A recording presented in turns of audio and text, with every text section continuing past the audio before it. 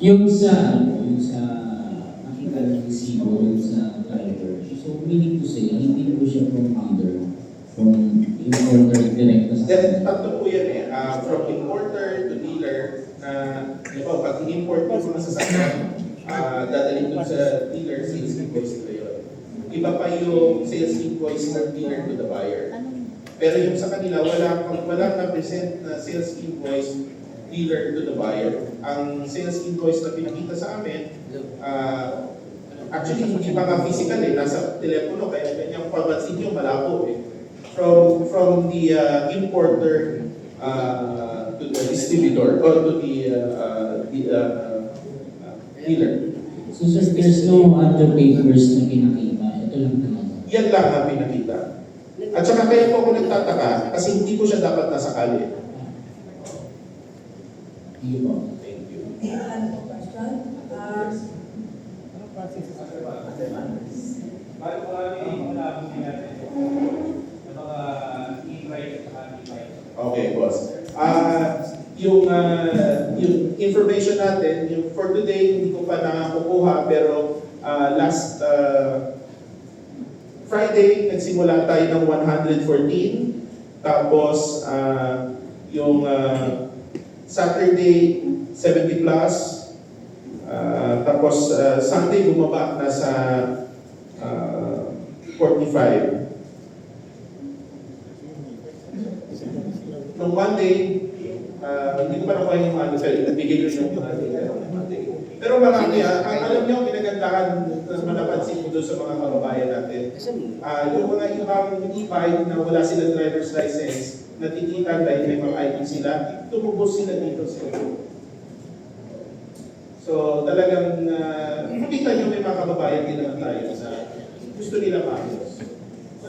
Dito sa Quezon City, Dito po sa Central, hindi ko sir mga may nagpapalayo ng e-driving sa Quezon City dahil binigyan daw sila ng 32 na makatikot sa Commonwealth kasi doon na sa state doon sila sa iyo kaya suggest pakakasama na Commonwealth na pabandayan at magpapakawala sa paano yun sir kung ang LGU will bigay na perfect para sa mga e-drive kasi ang LGU based on record sila ng bawal sa may cover paano gagawin? Sa ngayon po, nag-stick muna ako dun sa 4 na highway. Yung nabanggit ko sa ibang highway, which is yung Daguin Commonwealth and Marcos Highway, nasa process pa lang kami na pinag-aaralan namin. Kaya nagre-request din ako sa LGU na makapag-usap kami on Monday regarding po dyan.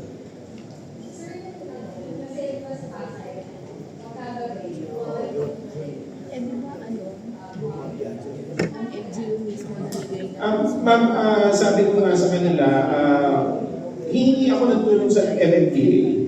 Ang MMDA very supportive sa amin sa LTO.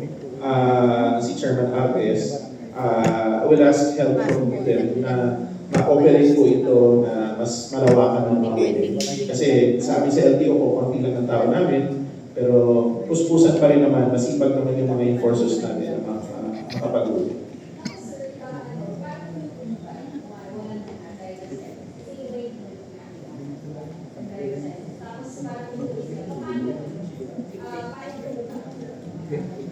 Yung obstruction po niya, yung multa niya, 1,000. Usually yung mga kagaya nabanggit ko kanina, ID yung dala, valid ID, nahuli sila, tumubos sila dito. 15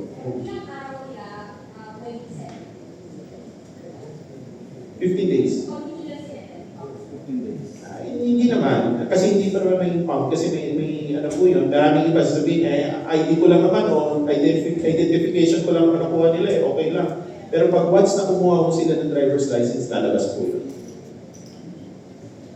Sir, another topic po. Kunin ko lang po yung rationale sa ano po, yung pagtanggal ng registration fee sa motorcycle, box at other tax. Ano po ang rationale nito?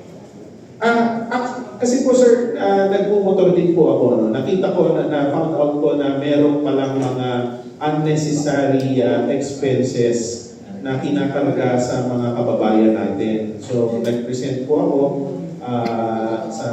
pinag-usapan po namin at nagkaroon po ng direktiba ang ating Pangulo at si Secretary Giovanni Lopez na pag-aani ng buhay ng bawat Pilipino, lalo na yung mga motorista dito sa atin. So, isa nakita na namin to na unnecessary expenses po ito.